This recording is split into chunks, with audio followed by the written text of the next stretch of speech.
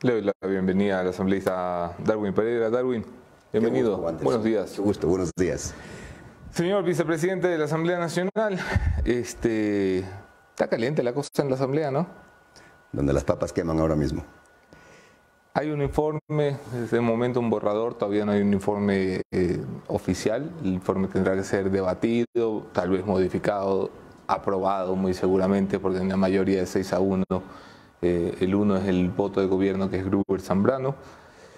Pero el borrador ha generado muchas críticas. ¿Cuál es su postura? Bueno, como usted muy bien lo ha manifestado, por cierto, un saludo para todo el pueblo ecuatoriano que nos ve y nos escucha hasta ahora. Como bien se ha manifestado aquí, es un informe borrador. Tiene que aún ser debatido por la comisión. Se ha filtrado porque obviamente tienen que pasarle a todos los comisionados para que puedan analizarlo y luego ya cuando sea la reunión, que va a ser el día de hoy y que asumo ya debe haber empezado porque estaba convocada para las 8 de la mañana, ya los comisionados podrán exponer sus puntos de vista y al final del día tener hoy ya el informe final. Quizás no todo lo que está en este informe pues pase, algunas cosas a lo mejor se modifiquen, va a depender del comportamiento de la mayoría de la comisión, pero en todo caso creo que ya nos da luces sobre lo que se viene, ¿no? La figura de traición a la patria es una figura sumamente criticada por constitucionalistas, por penalistas y por gente que ha leído medianamente el Código Orgánico Integral Penal y la Constitución. ¿Le parece estirada, descabellada, un mamotreto, como lo ha calificado el ministro de Gobierno, Henry Cucalón? No tanto, estimado Anderson. Voy a explicar por qué jurídicamente, ¿no? Si mañana nos ataca el Perú, que es con quien hemos tenido problemas y ahora gracias a Dios ya estamos en paz, y un abrazo para los hermanos peruanos. Yo vengo de una provincia fronteriza, ¿no? En Loro, donde hemos vivido el conflicto en carne propia y muy de cerca. Y no hacemos nada, ¿sí? Y el presidente de la República decide decirle a las tropas que no hagan nada, que no actúen. ¿Eso no es traición a la patria? Hoy, claro, pero el artículo del Código Penal precisamente se refiere a las fuerzas enemigas de una nación extranjera. No se refiere al narcotráfico. La Constitución establece a través de una cláusula abierta que los convenios internacionales están en el mismo nivel de la Constitución. Nosotros somos firmantes del Convenio de Palermo. El Convenio de Palermo reconoce al narcotráfico como un enemigo, como que fuera otro país. Estamos bajo ataque del narcotráfico y eso no lo puede desconocer nadie. O sea, no es algo que necesitamos demostrarlo, eso es un tema público y notorio. Y frente a que nos ataca el narcotráfico, no hacer nada, por eso digo que no me parece tan descabellado el tema de que frente a un ataque externo nosotros no hayamos hecho nada como país. Quien tenía la obligación, conociendo de ese ataque, con informes de la policía, con informes de la fiscalía, que no haya hecho nada, sí nos parece inverosímil. Entonces yo creo que algo habrá que hacer. Quizás no sea la palabra adecuada o el término adecuado o la figura jurídica adecuada, traición a la patria, pero por ahí van las cosas. Usted es abogado y sabe que en materia penal no existe la posibilidad de la interpretación abierta. Es estrictamente lo que señala el Código Orgánico Integral Penal, precisamente para proteger a los ciudadanos de interpretaciones grises, oscuras, que terminan en esto, en decir no se refiere solamente a fuerzas enemigas, sino también al narcotráfico. Esto no puede ser el talón de Aquiles de un informe que sí tiene sustentos, que sí tiene relevancia y que está mucho más enmarcado dentro del numeral 2 del 129, es decir, los delitos contra la administración del Estado. Yo creo que no podemos permitir que se nos desvíe la atención con uno de los varios ítems que se ha señalado la responsabilidad del gobierno. El hecho de traición a la patria es tan solo uno, lo otro está hablándose de una comisión por omisión de los hechos que él conocía. Hay dos, de hecho, por omisión de los hechos que él conocía y que no hizo nada al respecto. Y yo creo que también debemos debatir al respecto de aquellos, porque si nos quedamos solo debatiendo en uno, que podría ser muy cuestionable por determinados constitucionalistas, y perdemos de vista los otros, me parece que estaríamos cayendo en un juego en el que me dicen, mira, allá están robando, no mires cómo roban acá. Comisión por omisión, ¿qué es eso? Que conociendo de un hecho no se haga absolutamente nada.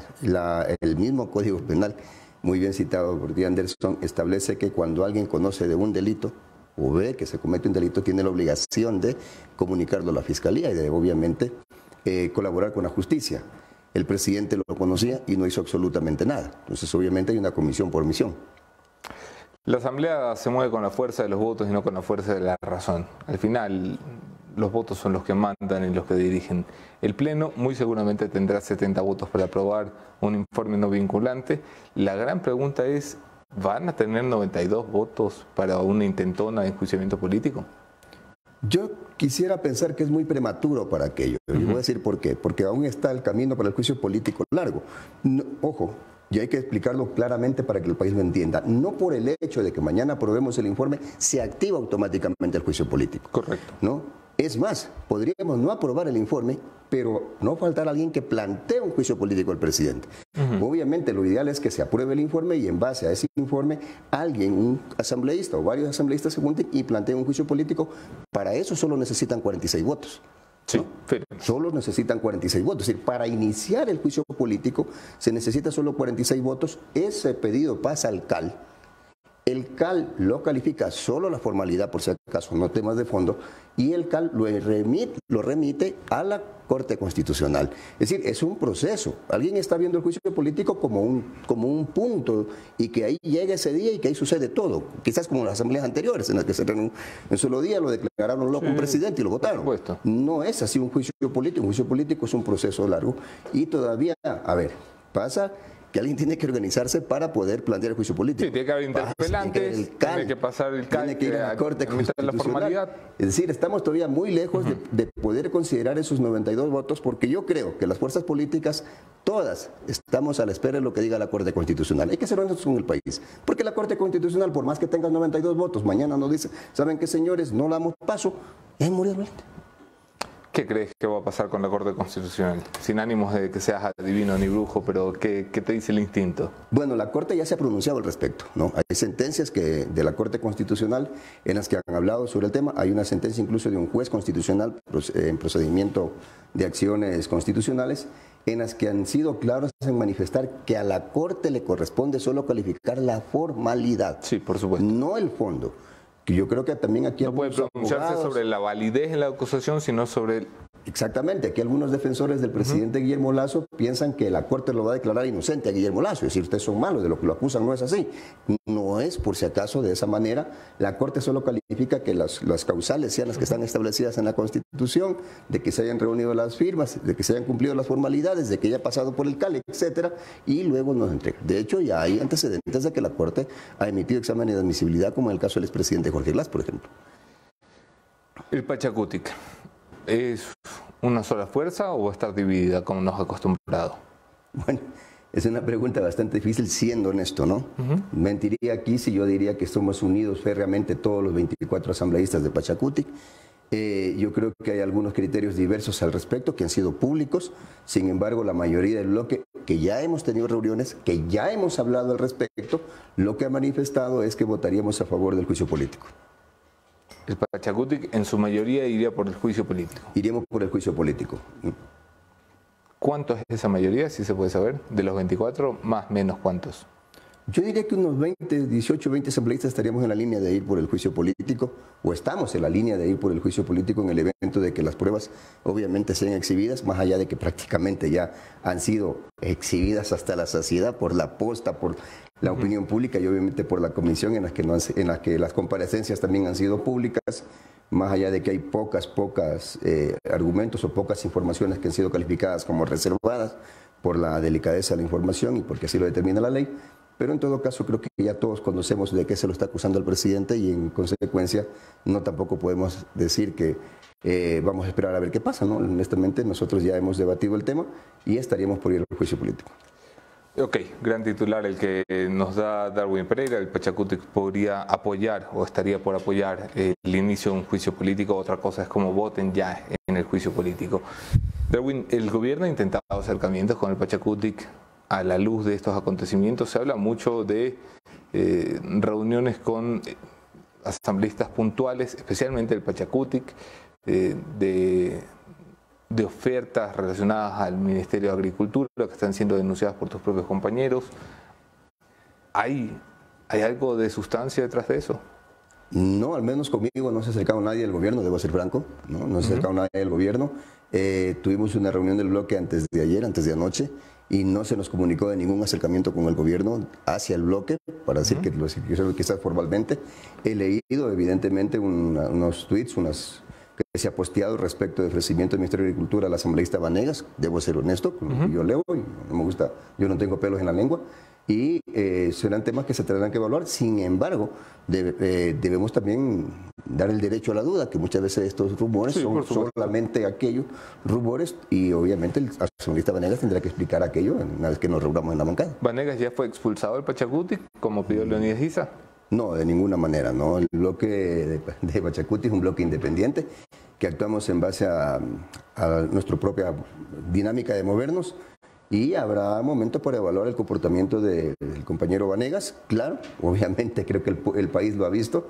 El colega Vanegas se ha declarado defensor acérrimo del presidente de la República, y eso tendrá que ser evaluado al interior de la bancada. Voy a pasar la palabra a Jefferson Sanguña y Mónica Velázquez, asambleísta. Asambleísta, buenos días, gracias por aceptar la invitación. Usted ha comentado diciendo que el Pachacuti podría estar apoyando un eventual juicio político en contra del presidente de la República, pero ¿bajo qué causal? Es decir, porque podrían argumentar algunos puntos para llevar a cabo esta solicitud de proceso de juicio político, pero ¿bajo qué causal ustedes sí apoyarían esa solicitud?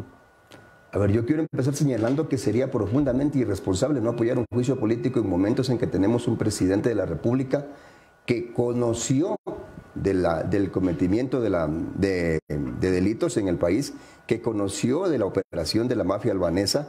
Yo creo que el país, si nosotros no votamos por eso, debería votarnos a nosotros de la Asamblea. Entonces yo creo que hay que ser aquí totalmente claros. Tenemos un presidente que firma un decreto en el que nombra ministro de Agricultura a alguien que se reunió con la mafia albanesa, con su cuñado, con el señor Echeverres, para ser nombrado ministro de Agricultura. O sea, que frente a eso nosotros nos hagamos los ciegos. Discúlpeme, nosotros no estamos para eso. Al menos quienes hemos sido electos por el pueblo y quienes sabemos y nos interesamos con lo que el pueblo en este momento está sufriendo, yo creo que tenemos una alta responsabilidad con el país. Aunque eso sea pasarse por encima de la ley.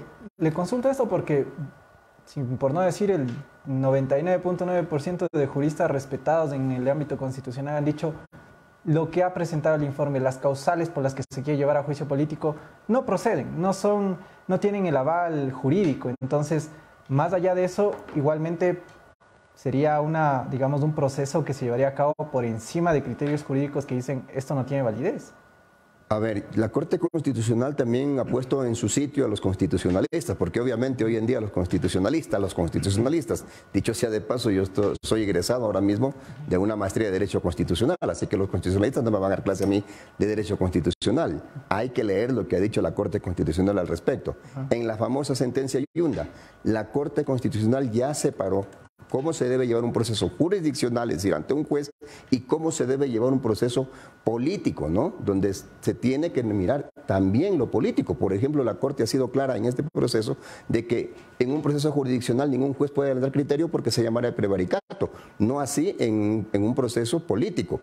Consecuentemente, abre un espacio para un debate un poco más amplio que tiene de interés de fondo los intereses de la nación. Los intereses de la nación en este momento están en peligro inminente, de un presidente que prácticamente llega ahí aupado en la mafia albanesa, de un presidente que llega ahí financiado por quien él mismo lo ha descalificado como alguien que ha financiado a otros partidos, pero lo acaba de decir en esta madrugada de que él también lo financió al presidente. O sea, discúlpeme, pero que nosotros nos hagamos los ciegos ante eso, teniendo una herramienta jurídica, teniendo una herramienta incluso como un pronunciamiento de la Corte Constitucional, me parece que seremos profundamente irresponsables con el país. ¿Y eso es traición a la patria?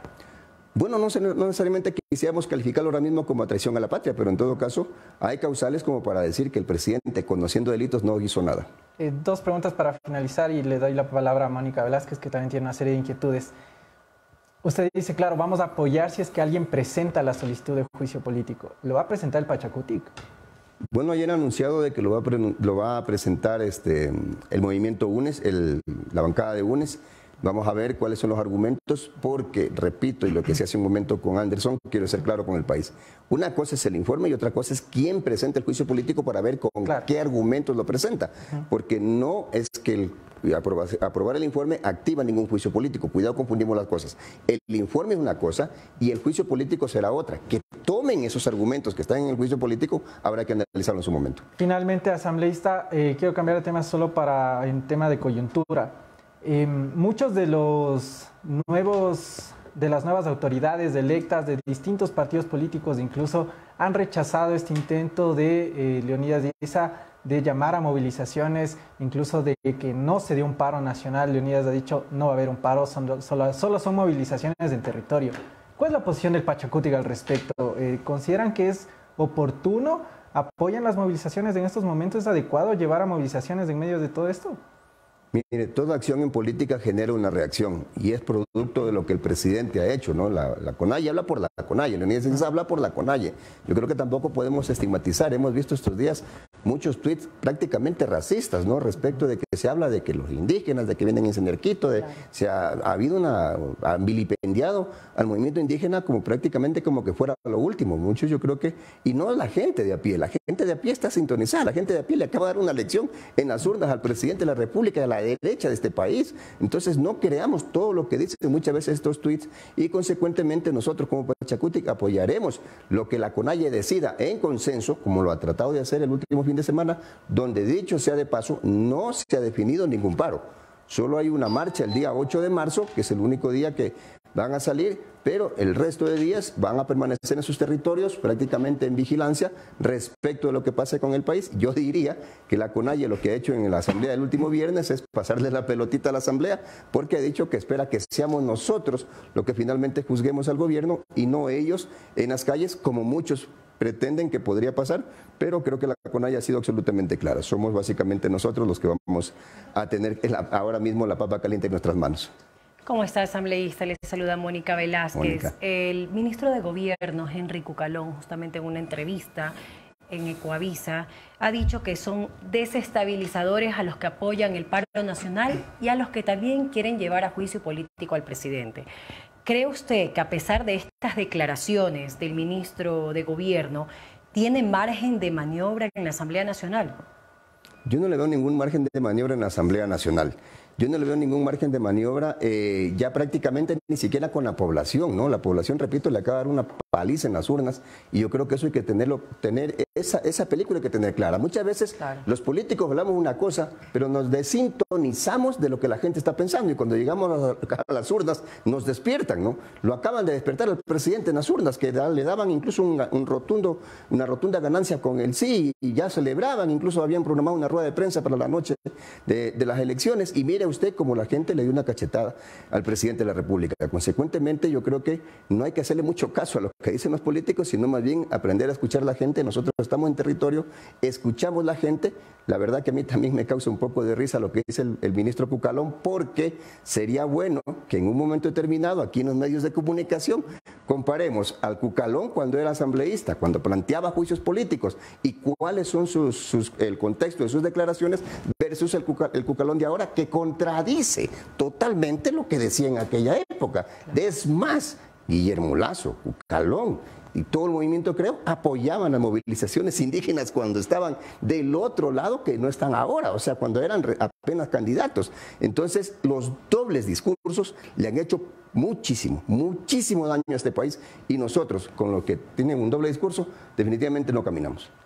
Asambleísta, existen varias salidas para la crisis que vive el país. Hablamos de muerte cruzada, de juicio político, del paro nacional, también la renuncia del presidente o la rectificación del gobierno a los errores y a la falta de acción durante estos 2 años. ¿Cuál cree que sea la salida menos traumática para el país? La renuncia del presidente. Discúlpeme que sea tan directo. Sí. El presidente por decencia debería renunciar, ¿no? Ha perdido las elecciones, ha perdido el apoyo del pueblo, ha perdido el apoyo de su propia gente. O sea, no hay nadie que lo apoye, tiene que andar buscando por ahí prácticamente parches para poder traer al gobierno y poder darle la cara al país, pero no le va a alcanzar, no le alcanza. Lo primero, me parece que la salida más decente que podría tener el presidente de la República en este momento es renunciar frente al abandono total, al abandono de apoyo total de la población. Y en consecuencia, yo creo que no hay otra salida. Sin embargo, yo he sido absolutamente claro y totalmente responsable con el país. Yo creo que si algo de esperanza tiene este país, o si algo de esperanza pudiéramos decirle a Guillermo Lasso para que se reivindique con lo que está pasando, yo he lanzado una propuesta que me parece coherente frente al país, que es traer el 50% de la Reserva Monetaria Internacional. ¿Qué hacemos con 9.300 millones de dólares fuera del país. Por el amor de Dios, nos estamos muriendo acá sin salud, nos estamos muriendo sin ambulancias, sin hospitales adecuados, nos estamos muriendo porque nos matan afuera en las calles. ¿Por qué no traer unos 4.500 millones de dólares e inyectarle ahora mismo unos 1.000 millones a salud, unos 1.000 millones a seguridad, unos 1.000 millones a educación para que el próximo ciclo haya mayores cupos? Ojo, los cupos de universidad no se solucionan por ley, se solucionan con presupuesto y plata es lo que menos hay dentro del país. Fuera hay hartísimo. Darwin, déjame ponerme del lado del gobierno porque mi trabajo aquí es hacer contrapunto, a pesar de lo que pienso yo del gobierno. El presidente de la República puede decir, señor Pereira, está muy bien, todo lo que usted quiera, pero este es el tercer intento por tumbarlo. Tenía 6 meses cuando ustedes activaron la discusión por Pandora Papers. Tenía 1 año, 2 meses cuando ustedes aprovecharon el paro de junio para intentar una muerte cruzada que falló. Y ahora no cumple 2 años y van al tercer intento por destituirlo. ¿Por qué no lo dejan gobernar? El presidente ha tenido toda la cancha para gobernar, por si acaso. Toda la cancha. Hay que saber esto y decírselo públicamente al país. Constitucionalmente, quien maneja los recursos del Estado es el presidente. Es decir, quien dice mañana, yo compro más patrulleros para la policía y blindados y tanquetas y le pongo más armamento es el presidente. Y no le ha hecho falta plata. No somos nosotros le hemos observado el presupuesto. Yo critiqué mucho que a la policía, por ejemplo, este año le quiten 700 millones de dólares. Y eso me dolió mucho como ecuatoriano porque nos están matando en las calles. Lo mismo ha hecho con salud, lo mismo ha hecho con educación.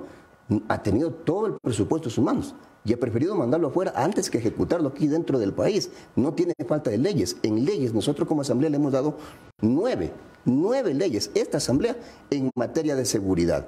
Así que el presidente ha tenido cancha abierta para gobernar. Ni siquiera quiere venir a la asamblea. Ni siquiera quiere venir a la asamblea. Sin embargo, tenemos que cumplir nuestro rol fiscalizadores. Si un político cae en casos de corrupción, la obligación de la asamblea es fiscalizarlo y destituirlo. Hemos destituido a la ¿Con qué legitimidad lo hace la asamblea si el presidente tiene una ridícula aceptación del 10%, pero la asamblea lo tiene aún o menos, o sea, 3-4%?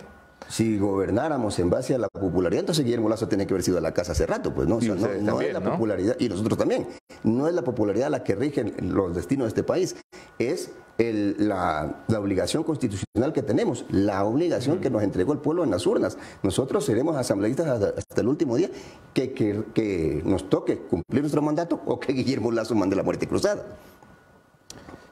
¿Hay formas de sentarse a dialogar? La puerta del diálogo siempre va a estar abierta. Siempre suena bonito, pero ¿cómo se aterriza eso? ¿Qué necesita el allá iba, ¿no? Y allá iba.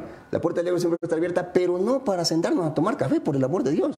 No para sentarnos a darnos un abrazo, ¿cómo has estado, Darwin? ¿Qué tal? No. O sea, las puertas del diálogo están abiertas para, por el amor de Dios, decir cuál es la fórmula que ofrece para que mañana haya medicina en los hospitales. Porque eso es lo que reclama la gente, pues. ¿Cuál es la fórmula que ofrece para combatir al narcotráfico, para equipar a la policía? Porque no hay otra forma, tiene que equipar a la policía.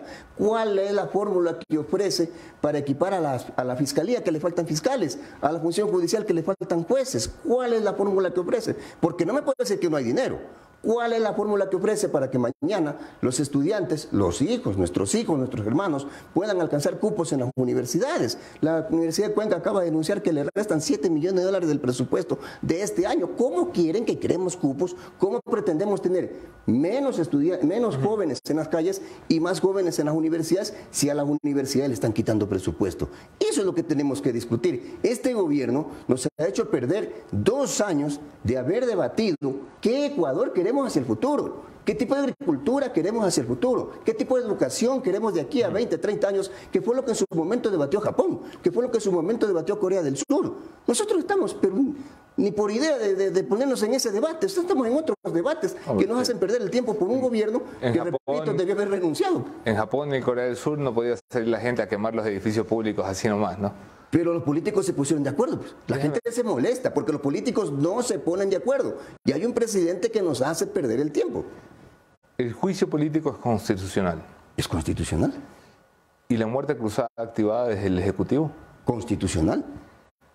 ¿Rechazas las declaraciones de Issa llamando a aquello dictadura? No, de ninguna manera. Mire, si mañana mandan la muerte cruzada, nosotros tenemos que irnos a la casa, no hay ningún problema por aquello. Y yo he dicho públicamente, sí, y lo digo ahora. Pero Isa no dijo eso. Isa dijo, lo consideraríamos dictadura y saldríamos a la calle a paro nacional. ¿Tú respaldarías eso? Pero mucha gente lo ve como que fuera solo Isa. Hay muchísima gente que piensa así. O sea, mucha gente solo lo ha estigmatizado a Isa. Pero hay muchísima gente que no lo soporta un día más a Lazo en el gobierno. ¿Te da miedo entrar en contradicción con Isa? De ninguna manera. Con Isa hemos tenido diferencias como hemos tenido acuerdos. Pero yo no tengo miedo ni a la CONAIE ni a nada. Yo tengo miedo al pueblo. Que mañana nos diga, oye, ¿hasta cuándo hacen? De hecho, yo llego a la provincia y me dice, ¿hasta cuándo lo votan a Lazo? Y en mi provincia no es que sea una provincia indigenista, yo soy del Oro. ¿Sí? Los bananeros no lo soportan un día más. Los arroceros no lo soportan un día más. Los maiceros no lo soportan un día más. Yo hablo con los agricultores. Soy un hombre nacido en el campo. Me doy una vuelta por el campo. Camino por el campo. Y yo sé cómo está pensando la gente. Mucha gente piensa que eso lo hizo. Y no es así. Hay muchísima gente. Y por el amor de Dios, le damos las elecciones. Termino con eso. Si falla el juicio político, si falla ese mecanismo constitucional para interrumpir el mandato del presidente Lazo, ¿qué va a pasar? Así como falló la vez pasada, la Asamblea tendrá que seguir haciendo lo que la obligación legal le manda. Nosotros no es que vivimos porque pase algo o no pase. Nosotros hemos tenido juicios políticos que se han caído y hemos seguido al siguiente, que pase al siguiente. Nosotros vamos a seguir legislando y fiscalizando. Y esperemos que el presidente, que dicho sea de paso, está ahora mismo en su segunda oportunidad porque ya se salvó una vez, gracias al Partido Social Cristiano, aquí hay que decir las cosas como son, ¿sí? Está en una segunda oportunidad y me parece que no la ha sabido aprovechar. Pero, repito, es más, si la Corte Constitucional no lo califica al juicio político, nosotros tenemos que seguir adelante, no necesariamente vamos a insistir en el juicio político, ¿no? Darwin Pereira, muchas gracias por acompañarnos esta mañana, vicepresidente de la Asamblea Nacional. Gracias. Pudieron ustedes escuchar al vicepresidente de la Asamblea Nacional, Darwin Pereira, a quien le agradecemos por haber estado esta mañana con nosotros. Vamos a seguir